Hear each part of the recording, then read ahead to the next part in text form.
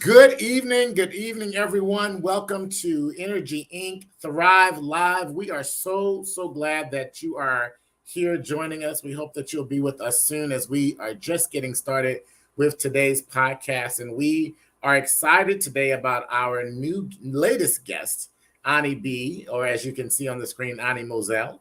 And she is going to be sharing her story with us. And before we get to that, we want to just pay the bills a little bit here and thank our sponsors, DC Health, Health HIV, as well as our partners all across the District of Columbia who join us in this work of helping to heal our communities from mental health and substance use issues, and also to help destigmatize. Our work here is to make the world of mental health and substance use less scary, less daunting, less overwhelming. We want us to get to a place where we love everybody and where we are not stigmatizing people for their particular issues or challenges or situations, and that we find new ways to help people in our community, our families. We want you to have the tools that it takes to be able to give the right kind of support to your families and loved ones. So, and with that being said, we want to let you know that if any point during this broadcast you are finding yourself in need of some assistance, you can definitely go to the DC Department of Health helpline, 888-7-WE-HELP. And if you happen to be watching from somewhere else in the world, you can also reach out in your local areas to your mental health communities there, your county and state health departments, as well as your city support systems that are there. If you need help, reach out to us. We are at Energy Incorporated at gmail.com, Energy Incorporated at gmail.com. And we will do our best to get you connected to support and services. In a lot of places, you can dial 311 and get some of the assistance that you need. I want to welcome today my co-host with me, Tawana Lee, who just went off camera. She is traveling, but we love her dedication to this program and to what we're doing. She is in the car with her beautiful family. They just dropped off their eldest son at college. Woohoo! Big ups for college-bound young people. So we are very proud of our young man that's gone off to college there, Tawana's oldest son. And so, Tawana, welcome to the podcast again, and thanks for being here. Can you say something to the folks? There are many ways. Good evening, everybody, and good welcome. Welcome to Miss Ani. I look forward to hearing your story today. Thank you. And in the background here, we also have one of our staff persons who is our special guest co-host when she's able. Her name is Erin. And so you may remember Erin. She was with us a few weeks ago, and she shared parts of her story with us.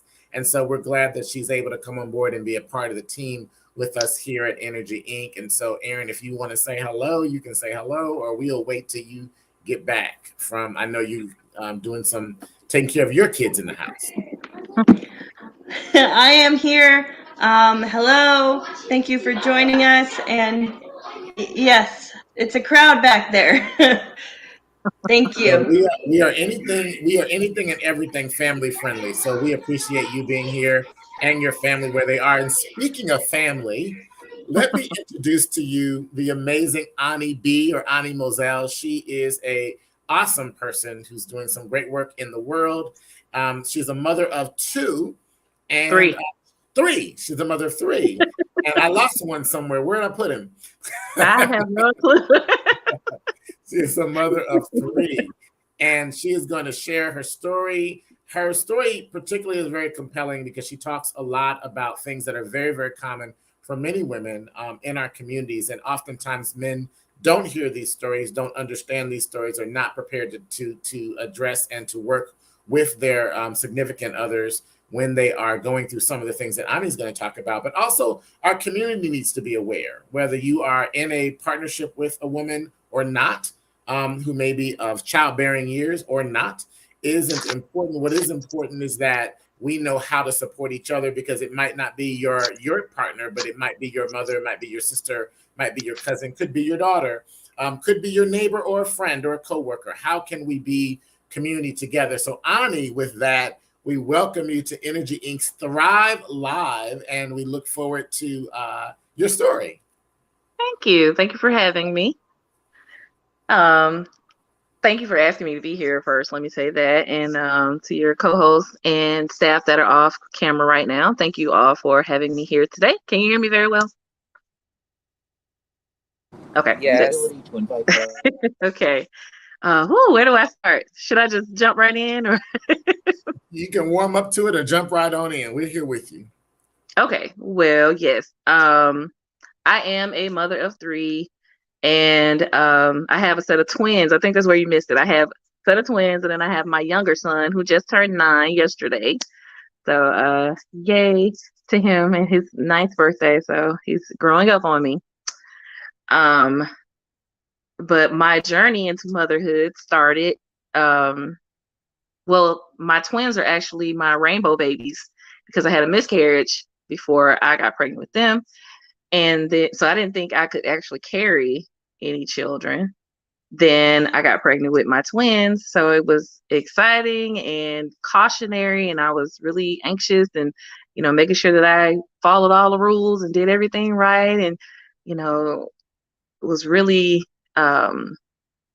tedious about my pregnancy. I didn't want anything to go wrong. It was like, I want to carry them. I want them to be healthy. I want everything to work out fine. And so that was, but it was the Murphy's Law pregnancy. I will say that everything that could happen happened. First trimester, I did threaten to have a miscarriage in the first 8 weeks. Is how I actually found out I was having twins. I had an episode and there was some bleeding that took place, and I had to go to the emergency room. They did the ultrasound. I was like 8 weeks at that point, and they said, "Well, both of the babies are fine." Wait, what? What do you mean 2? I knew I was pregnant. I didn't know it was 2, but it was like, oh, okay, this is gonna be exciting. So I had to tell their dad, "Oh, I got some news for you. We gotta need a bigger space." So that was happening, and it was a lot. Everything from preeclampsia, high blood pressure. I was on bed rest. I couldn't drive. It was nerve-wracking trying to make sure that I did everything I could as a vessel for them to be able to be born. And so that was really scary and really a lot to take on. And I wasn't a young mother. I had my twins 2 weeks before my 29th birthday. So that was interesting. That's still pretty young. Yeah, I wasn't, but I mean, like, a lot of my friends and peers had already started having children, and here I was, I'm almost 30, and they were all like, "Oh, wait, you're just getting started." It's like, yeah, kind of, was doing some activism, and yeah, so didn't have time for babies at the time, but settled down, decided to start a family, and I had a set of twins. They were slightly premature. There's a wall that they have for premature and full term. They fell like right at the cusp at 33 weeks, which for twins is a really good time. Like, it's a really, they're fully developed. They had everything that they needed. I didn't have any medical issues with them. They didn't have to stay in the NICU except for to gain a little weight because they wanted them to be a little bigger, take them home. But health-wise, they were fine. I didn't have any problems lactating or any of those issues with them latching. Great. Everything went great, or so I thought. And then I went home. And that's when the spiral started. Speaking of my child, one moment.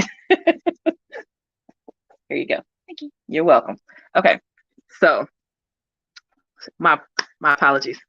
But yeah, that's when everything kind of started. Discharged from the hospital after about a week. And then they say, "Oh, I'm going home. And I have these 2 little people, and I don't know what I'm doing." And it's like, okay, and they're depending on me, and I'm having to feed them because I'm breastfeeding, so I had to make sure that I'm eating enough. And my mom's coming by, my grandmother's coming by, and they're checking on me and making sure everything. And at this time, I wasn't working.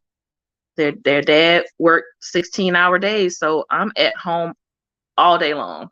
with two little people, and I'm petrified. I don't want to break them. I don't do anything wrong. I don't mess anything up. I did all of this stuff to get them here, and am I doing it right? Are they eating enough? How do I know? Which is really scary when you're breastfeeding, because you just kind of got them there. You can't see how much they're taking in. You're just kind of doing it. And I wasn't getting enough rest, because let me tell you, the breastfeeding schedule is hectic because you're breastfeeding like every couple of hours. But then I'm breastfeeding two people every couple of hours. So it was like 1:30 feeding, 3:30 feeding, but the 1:30 feeding would last for 30 minutes. The 2:30 feeding would last for 30 minutes per child. So I might have gotten an hour and a half sleep between feedings. I was exhausted. And I think that, coupled with the anxiety of being a first time mom and not knowing what I was doing, I was overwhelmed. I was emotional, and a lot of stuff was happening really quickly. And I would try to talk to family, and they didn't really know what to tell me, because it was like, well, no one in close proximity to me had any twins, like my mom or, my best friend or anything. And so they didn't really know what to tell me. Like, well, you'll be okay. And, it's just the baby blues, because I'm crying all the time, I'm all emotional, and he's not at home. And, and I'm upset, and I'm frustrated, and I'm all over the place. Not knowing what's going on, not knowing what's happening. My hormones were crazy. I'm there, but I'm not there. I'm engaged, but I'm not engaged. And there would be days where I was having the same clothes all day long. 2-3 days go by, and I'm like, I haven't changed clothes. I haven't left the house. I haven't done anything but this constant cycle of feed the babies, change the babies, clothe the babies, clean the house, repeat. It was this cycle of the same thing. And I was a zombie. I was just spaced out. And it took me a minute to even figure out what was happening. And a sister friend of mine in Atlanta actually posted a article on a Ning site. I don't know if you remember Ning. It used to be like this social media site before Facebook got really big. It was called Ning, Ning. And she posted this article about postpartum depression. And as I'm reading it, I'm like, that sounds like what I went through, because she was a mom, and it was a lot of things that she had experienced. I'm like, wow, am I going through? Is that what happened? Like, is that what's happening to me? I'm reading all this other information, things that were triggered, like having a C-section and having a traumatic birth experience, having a disconnect from your children, not feeling like you were able to do what your body was naturally supposed to do. Those are some things that were triggering. I hadn't any idea. And in the Black community, just being honest, we don't necessarily, at that time, this is like 12 years ago, at that time, no one was really talking about postpartum depression in Black women. It was, oh, you're just sad, you're a new mom, you'll get, you got to move over that, you got to move on, it's okay. And nothing was being addressed. I wasn't being diagnosed. No doctors were telling me anything, or I would go to my visit, 6-week visit, 8-week visit, nothing. It was like, oh, well, are the babies eating? Are you healthy? Are you losing the weight? How's your abdomen? They would physically check my body, got a great thorough physical check, but no one was checking to make sure that my mental health was intact. And I was just floating. Like, I wasn't feeling like I wanted to harm my children in any way. And so I guess that's why no one felt it was a postpartum thing, because the stigma behind postpartum, from what we had heard, was moms want to harm their children or harm themselves. I didn't want to do that, but I felt very disconnected from my life. It felt like an out of body experience. Like, I'm here, but I'm not engaged in what's happening in my life. For about 2 years, that's how I felt. Like, I'm living a life, but it's like a movie. Like, I'm watching it happen and it's not actually happening to me. I'm just floating, I'm not there. I didn't want my husband to touch me. Like, don't touch me. I don't want to be, and I'm an affectionate cancerian woman. Like, I'm touchy feely, cuddly. My love language is physical touch. And I'm like, don't touch me. Don't put your hands on me. I don't want to be intimate. I feel terrible. My body is all crazy. I'm crying all the time. And I'm in a moo and some house shoes up to my knees. There were no sock house shoes. Like, don't touch me. I'm ugly. I'm hideous. I had locks at that time that were down my back. I would go days and not tend to them. And with natural hair, if you don't maintenance or tend to your hair, it breaks, it gets dry, it's brittle. I was looking like a vagabond at home. Like, I looked like an old bag lady that was just wandering, and I was not loving me at all, and that was scary to experience. And I didn't know what it was, or I didn't have the verbiage for it at that time. It was like, what's wrong? I knew something wasn't right, but I didn't know what it was that was wrong, if that makes sense. Yeah, Ani, Tawana put a message in the chat. Happy belated birthday, by the way. But she also said, she didn't hear where you said the dad was during this time, and was he helping you, and how much could he help? He was working, so we weren't married yet. In the first year, we didn't get married until the twins, right after the twins turned 1. But we were, he was there, but he was working. So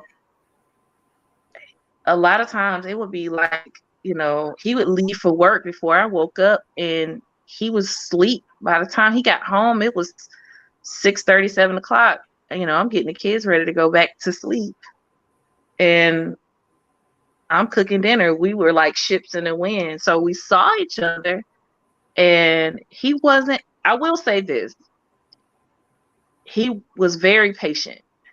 He was. He was very understanding at that time and very patient at that time, considering you got your wife here and she won't even let you sleep in the same room with her. Like, I was like, I don't even want you in this space.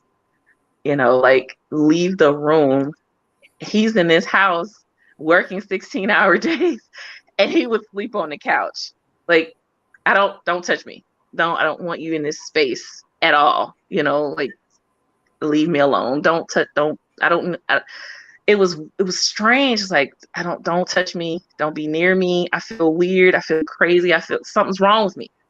And that whole time he was patient, and he didn't push. He wasn't like, you're my wife and you need to please me, and none of that. It was just like, I know something's wrong because this is not the woman that I know. So we're gonna get through this, and I think it just clicked one day, like, something's not right. He was like, I was waiting on you. I'm here. Kind of like, I've been waiting all this time. I'm here. I'm patiently kind of, waiting to figure out what's going on. And I'm like, yeah, something's not right.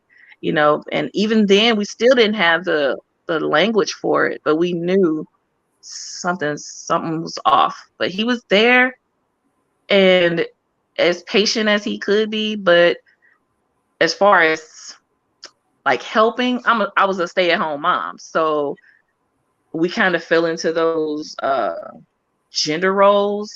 I'm at home, I'll tend to the children, he's at work paying all the bills. That's kind of how our dynamic was. But as far as emotional help, he was pretty patient and understanding on that, not even knowing what was going on, but he was understanding about that, like something's wrong.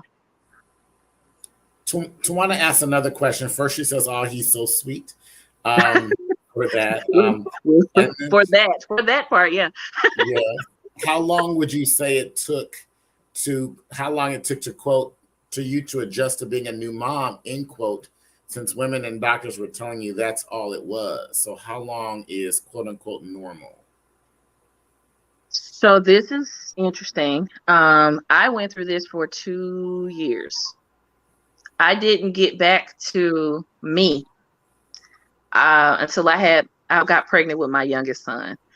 I'd say he saved my life. And people are like, what? Yes, having him saved my life. So I got pregnant with my youngest son in late 2012. So it's like a 2-year gap, like before I was able to, and my hormones kind of shifted again, because you're pregnant, your hormones, they're doing it again,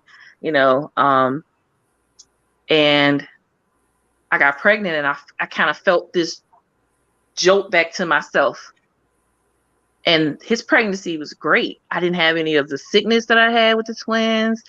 I didn't have any of the preeclampsia. My blood pressure was normal. I didn't have any kind of threats of gestational diabetes. None of the things that I went through with the twins, I didn't experience with his pregnancy. And I had to fight to have a vaginal birth. I don't have any clinical research or any science to back it up. All I have was my experience. I feel like having a C-section is what triggered my postpartum depression, because when I had a VBAC with my youngest son, I came back. And even my baby brother, he's like my best friend. He said, I got my sister back. Because when I had him, I felt like myself again. Like, as I gave birth to him, I rebirthed myself. And I'm back. It's like, all right, let's do it. So you didn't experience any postpartum after the second birth? Nope, nothing.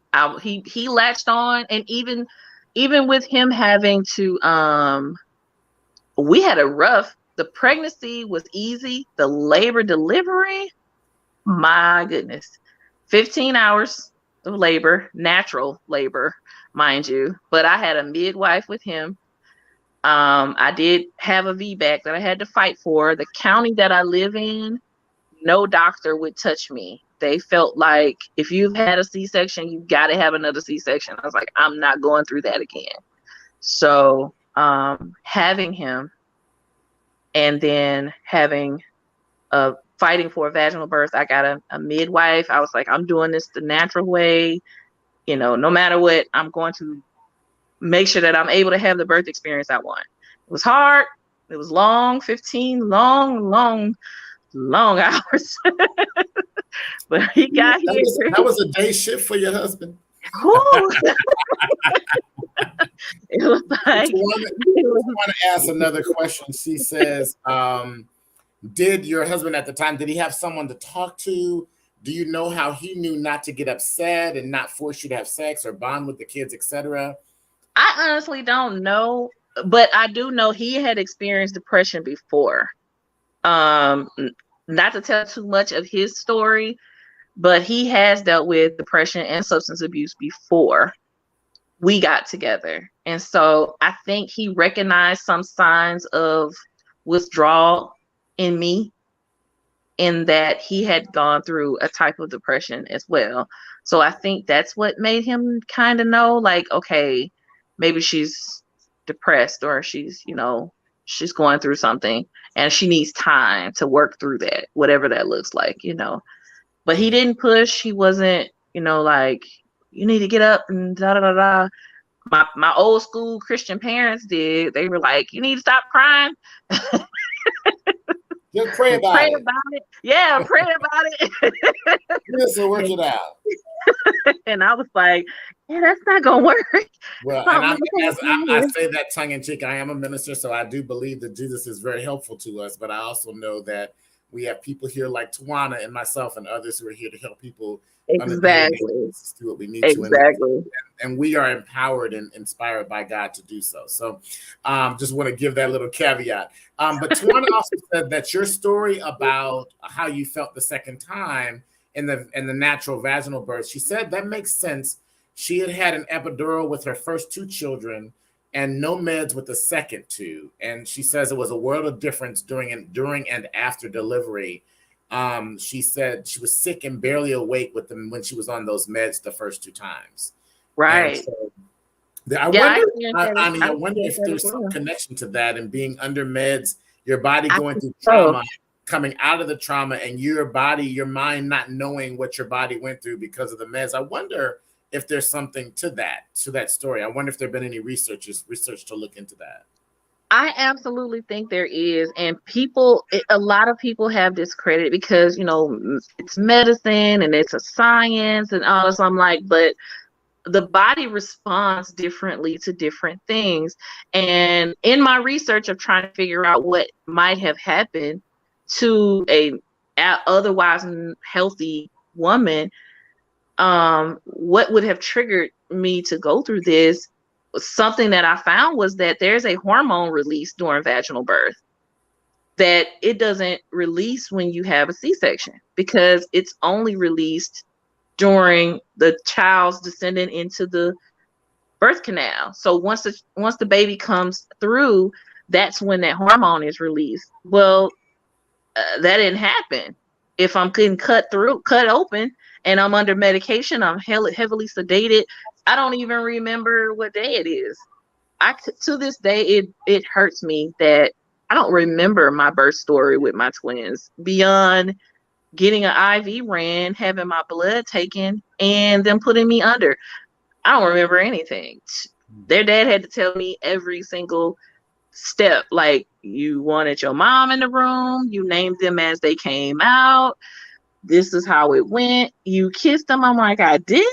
Like, what? I don't remember a thing. Wow. It was a curtain up between you, because they put a curtain up so you don't even see your torso, and they're cutting through like all this abdominal muscle and flesh and everything, and they're pulling them out. And I don't remember a thing. So at all. Going through the depression and the changes in your body as a pregnant mom, and then the postpartum depression, you had a supportive partner nearby, and you didn't have as much support around you in community around the depression. You had support around you as a person. What would you say to someone who was going through that, or who may be pregnant now and may be thinking about whether it's going to be a C-section because of whatever reason, or vaginal birth? What would you say that they should put in place around them? What kind of things should people know about them?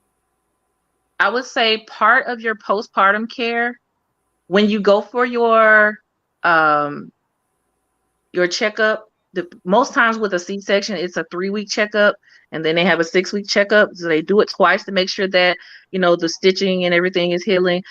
Ask about seeing someone. And I know it's scary to say that, because, and I'm sure that Tawana could speak to this, people have a fear of involving social workers or mental health professionals, because you're afraid that they may try to take your children from you because you may be experiencing a mental break of some sort. But I would absolutely say, see if you can speak to someone about postpartum care, like a mental postpartum plan as well, because it's new, because it's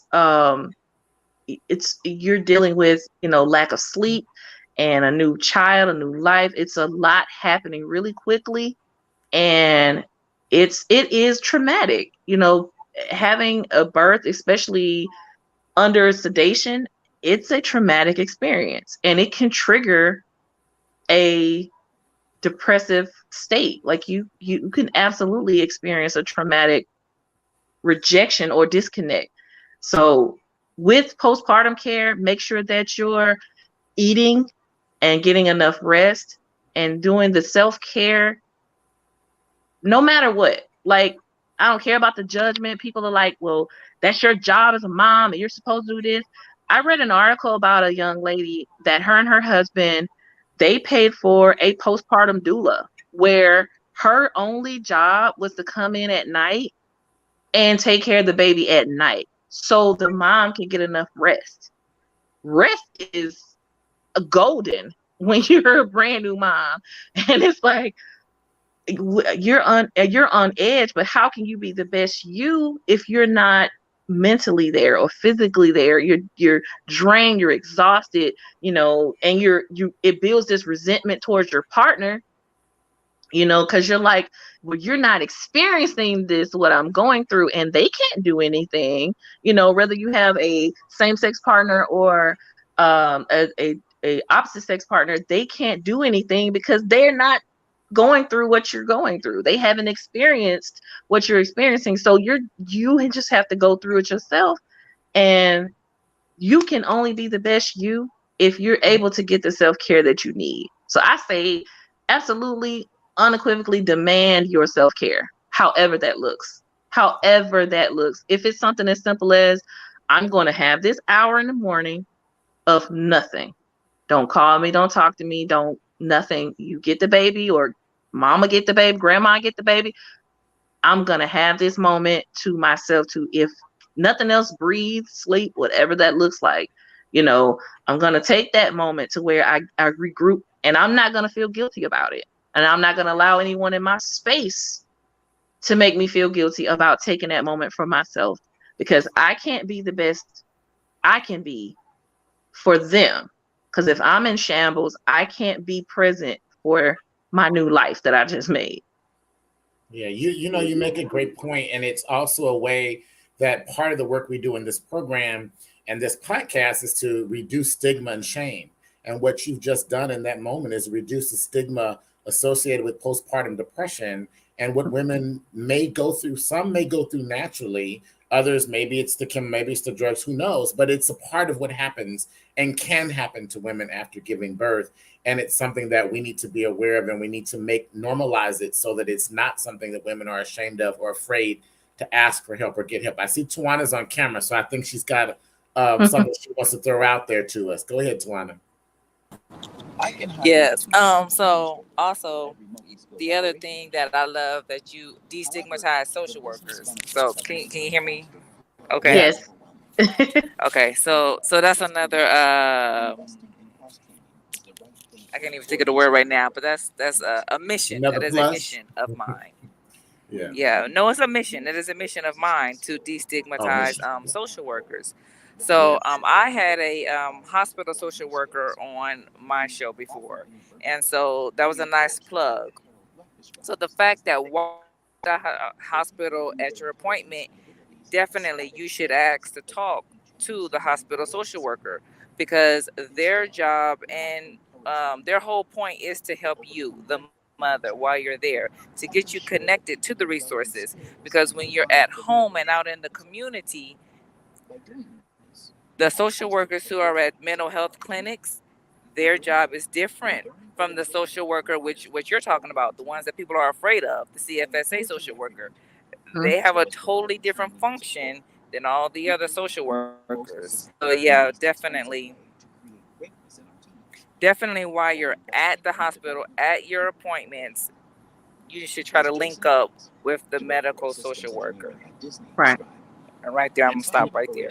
And wait, Tawana, before you go, you mentioned in the chat something about the hormone. You want to tell us a little bit about that? I saw that oxytocin. I think that's what it was called. Mm-hmm. Yeah, oxytocin or something like that. I think let's see what she said. Oxytocin. Yes. That's the hormone that's released when you have a baby through the birth canal, vaginal birth. And so I think, and it's just from my experience, the difference in how my body responded when I had a C-section versus when I had a VBAC, it was like a light went off, like, okay, this is how it's supposed to do. What's a VBAC? Just so for those of us that don't have it. It's an acronym: vaginal birth after C-section or after cesarean. Oh, okay. Yeah, so it's called a VBAC. And like I said, I had to fight for that because I know women who've had four C-sections. I'm like, I'm not going through that. They slice you open like a Christmas ham and they snatch your baby out and they staple you back together. You got 20 staples across your belly. 3 days in, they're like, you need to walk because we need this bed. So they're like, I could go into a whole conversation about the medical birth experience. I hated it. Listen, let's do that. But let's get a panel together. You work on finding some more folks that can be on there. We will have that conversation on this. I think it's important to talk about what happens to people in medical situations because it affects their mental health also. What you go through will affect how you feel about what you've gone through. So yeah, we've got several things on our list of things we're going to come back to from this season. So many things have come up that we want to come back to in our upcoming season or later in this year. So yeah, thank you for that. But so I have maybe a little follow-up question. Now, husband is around, you have baby number 3, which is the second birth, and no problems with mental health and all that kind of stuff, right? While I'm asking this, Tawana says, additionally, the nurse and doctor are not mental health professionals, nor do they connect you to community resources. They are not always people oriented. So they are not always focused on you, the person. They're focused on the patient and the process and the job they're doing in that moment. And so in some places you become a number. I don't want to stigmatize doctors and nurses because I know a whole lot of nurses and doctors who love their patients and are treating them as individuals and really with care. But Tawana's point is that generally speaking, you're going through these places that are there's a routine and it's a business. Just kind of it's a business. Yeah, let's call it what it is. It's a business. It's they're trying to get you in and out. They've serviced you as a customer and they need that bed. That's really what it is. It's like, look, we've provided you with the service of having this child. Here is your bill. We need you to gather yourself and your things and vacate this room because we need it for the next birth coming in. And it's a cycle, and a lot of that is insurance and hospitals are like, and it's not even so much the medical profession. Yeah. So I mean, yeah, it's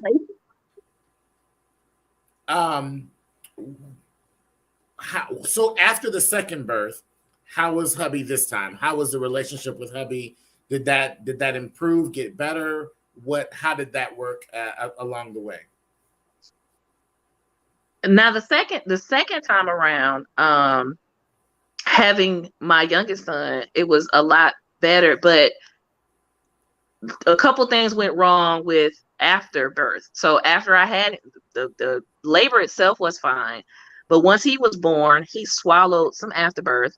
So I had to stay with him. He was in the NICU for about a month because he developed pneumonia and his lungs were weak. So they were trying to get his oxygen levels up. So I stayed up there where he was. We were in a separate city to make sure that he got what he needed. And I was breastfeeding again, so I had to make sure he had the milk that he needed. And, I went in every day. I would stay 12 hours. Like I'm up there all day long, making sure you get what you need. Nursing on one breast and feeding on the other. To make sure, one, so I don't be lopsided, but two, to make sure that I have enough milk left over and marked. So he has it for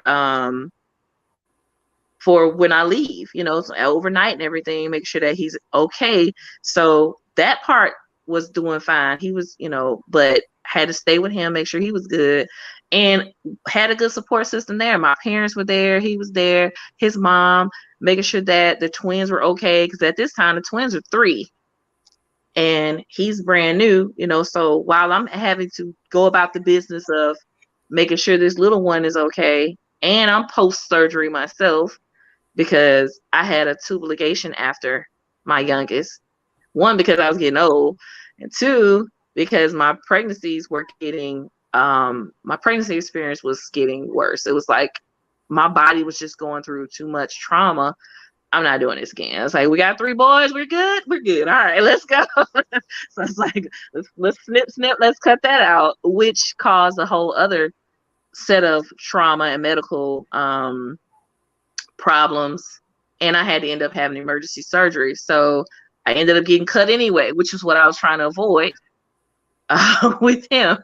But my postpartum, I didn't experience any type of postpartum depression. I didn't experience any type of separation or disconnection from him. He and I are actually a lot more affectionate. Like, he's my more affectionate child with me. Like, he's got to hug me every day. He's got to tell me he loves me every day. You know, he is under me. He's a mama's baby. I was like, is it that I breastfed him longer? Like, sometimes I'm like, what's the difference? Like, is it the vaginal birth that made it different? I don't know. Maybe we connected better. I'm not sure, but he's definitely my more affectionate child. You know, when he gets older and he gets his partner, I'm gonna have to sit him down and let him know, like, look, he a mama's boy. Just forewarning.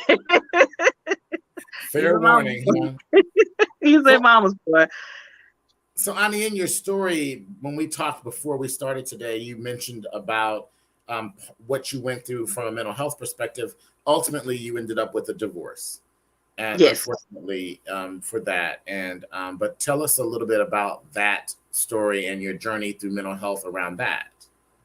Okay, so this is where hubby gets bad, right? That nice, good, supportive partner goes downhill because now he's experiencing a full-time mom, and I went back to work.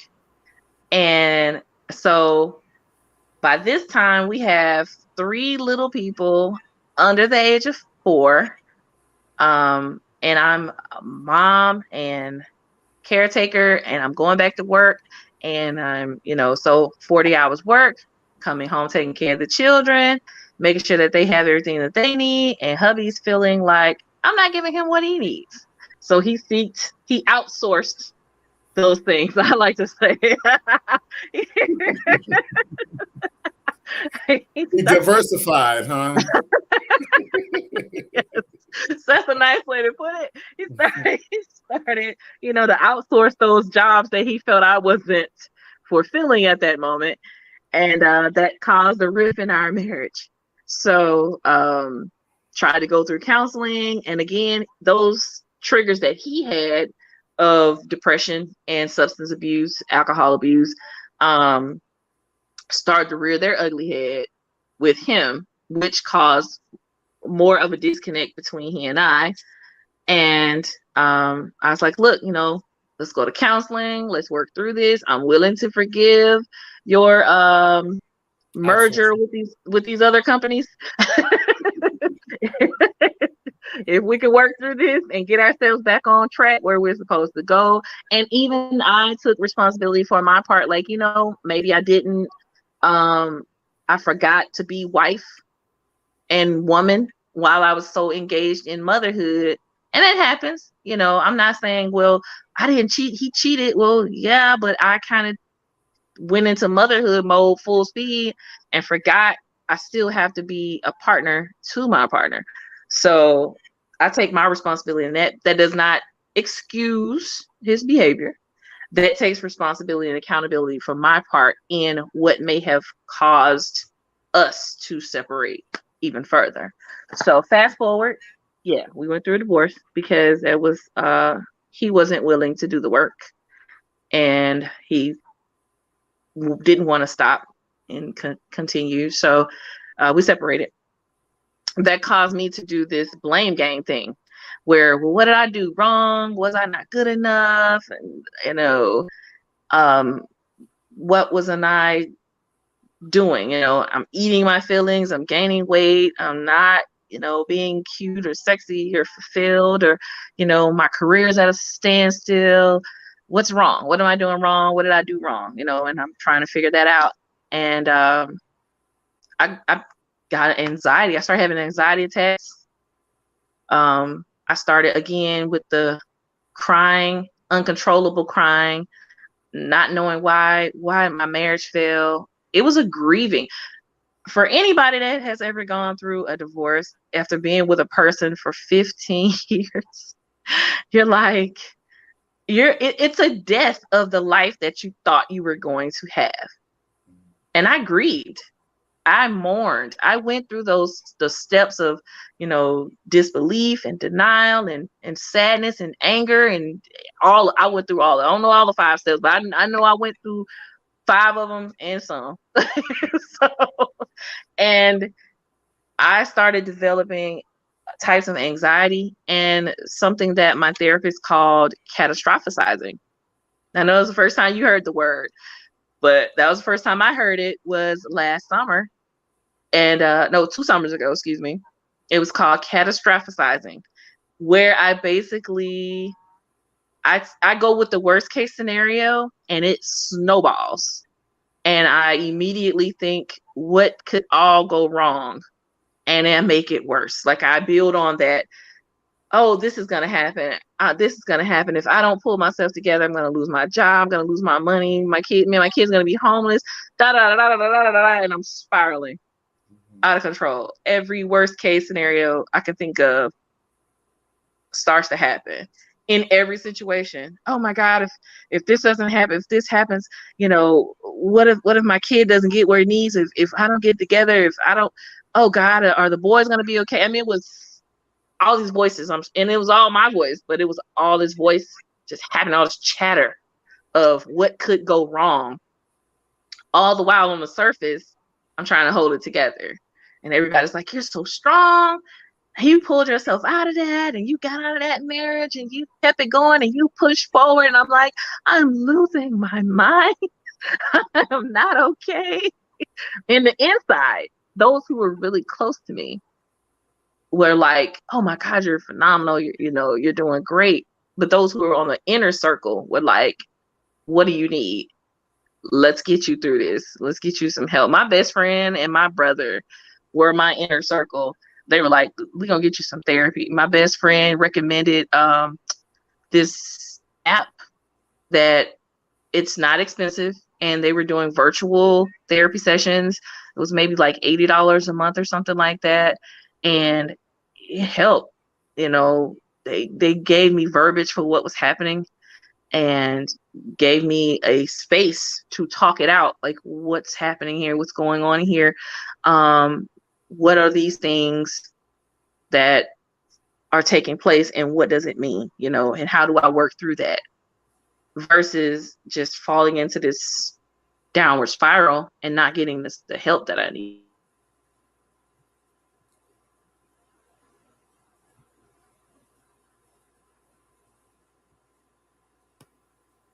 We're losing Ani for a quick second. Well, hopefully we'll get her back in. This is an amazing story. One of the comments while we're waiting on Ani to reconnect, one of the amazing things that Tawana, our co-host, mentioned before she stepped out, but she's back now. One of the things that Tawana mentioned was that Ani was giving us a great example of responsibility and accountability. Her ability to say, I'm not making an excuse for what you've done, but I'm looking at what I may have done that contributed to how we have disconnected, how we are not being where we want to be. And so I think you're right, Tawana, that was a great example of that. And Ani is back again. And so Ani, I was just telling the audience that Tawana had posted earlier that your statement about how you were looking at what you may have done that contributed to how you and your husband were distancing from each other, that was a great example of responsibility and accountability. And I think that was a beautiful moment for you to share with our audience. You've given us some really great stuff today. Thank you. And I'll agree with your family, even though on the inside it wasn't true then, but that you have been strong and you have pushed through. By virtue of what you're telling us today, you've given us some really, really great examples. And Tawana says she thinks she knows someone who catastrophizes, and I know a bunch of them. I know a bunch of them, and I'll leave it at that. But some of them might watch this video, but we hope so. But listen, thank you for sharing so much of your life and your story, sharing your voice with us, and your your relationships and how you've come out of all that.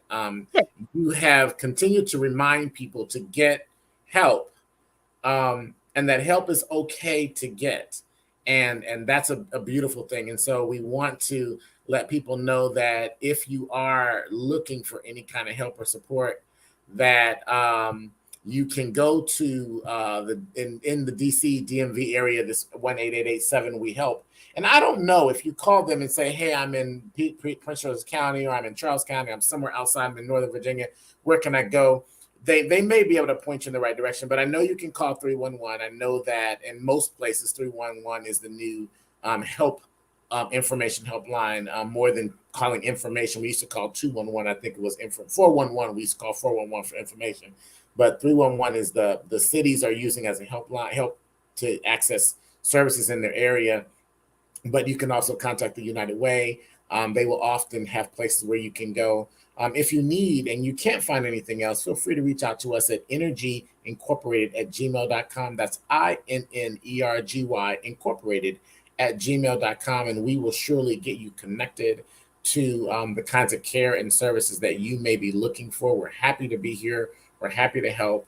We're happy to talk with you, to talk with your family, to help you work through whether it's a coming out story in one way or another, whether it's dealing with mental health issues, substance use issues, or any other challenges that you may be having, getting connected to resource, getting connected to care.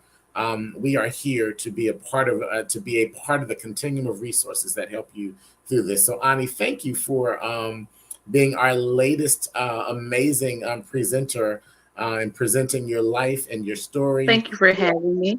So glad that you were with us, and look forward to the next time we can be together, get that panel together and talk about some of these other issues around health and healthcare. One other thing too, with the resources that you were talking about, some jobs provide. Yeah, your EA, the employee assistance programs. Yeah, there are some of those in place. Many places have them. And even if you're part-time or you're not working full-time there, you may still be able to access the EAP program. That's the employee assistance programs. It's a part of the benefits package. So even if you're not getting your medical benefits or something from that job, the EAP is still something you should be able to access or find out where you can get help from. So, but there are lots of free resources in the communities, and most of our communities that we live in, there are some. If you cannot find them and you don't know where those resources are in your community, again, reach out to us or reach out in your area and see what you can find. Listen, life is meant for us to be in relationship with each other, and you don't have to go through the challenges alone. Just like we want to celebrate with you when there are great joys, people will be with you when there are struggles and challenges, and we are here to do that. So we're here. We're Innergy Incorporated. We are taking the stigma off of mental health, substance use, off HIV, off coming out, off all those things that people have said aren't good or can't be good or something's wrong. None of that's true. We are all wonderful people. God loves us. And so we are here to bring about a new revelation in terms of how we live together and how we make things work. Tawana, final words? No final words, Tawana? I know you're traveling. I was just coming, showing my face as you say goodbye. Well, thank you, everybody, for listening. Thank you for being here while you're traveling, and thank you to the family for sharing you with us on the road. Thank you again, Ani. We want to give a big shout out to our co-host Raven, who couldn't be with us today. She is managing some personal issues, and so we are sending her. Please keep her in your prayers and her family in your prayers, but she will be fine and all is well. But we want to just keep her in our good thoughts and minds. Thank you, Aaron, for hanging out with us a little bit today, this evening, and helping to make all of this possible from the administrative side of Innergy Inc. We love you and thank you for all the work that you do. Listen, we're here. We want you to thrive, not just survive. So we'll see you again next time, our next episode on Thrive Live at Innergy Inc. Have a great night. Thanks, Ani. Thanks, Tawana. Thanks, Aaron.